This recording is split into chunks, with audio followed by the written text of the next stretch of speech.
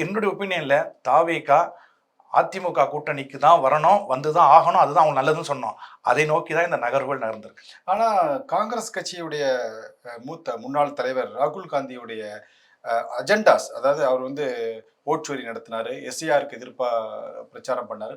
அதே இத தமிழ்ல விஜய் பேசுறாரு. அதாவது ராகுல் காந்தியுடைய இங்கிலீஷ் அண்ட் ஹிந்தி வெர்ஷனை தமிழ்ல விஜய் பேசுறாரு.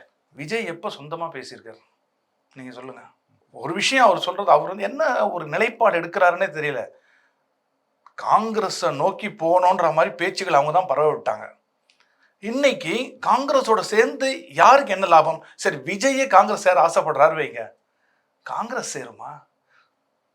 அதாவது உள்ளதும் போச்சுடா நொல்ல கண்ணான்ற கதையா திமுக கூட்டணியில இருந்தா கூட ஏதோ அவங்க கொடுக்குற சீட்டை ஒரு 25 சொல்லி 20 சொல்லி இப்போ இன்னி என்ன கொடுத்தாலும் வாங்கிப்பாங்க. இன்னைக்கு அந்த திமுக கிட்ட போனாங்கன்னா ஓரளவுக்கு எம்எல்ஏ ஆக முடியும், எம்பி ஆக முடியும்.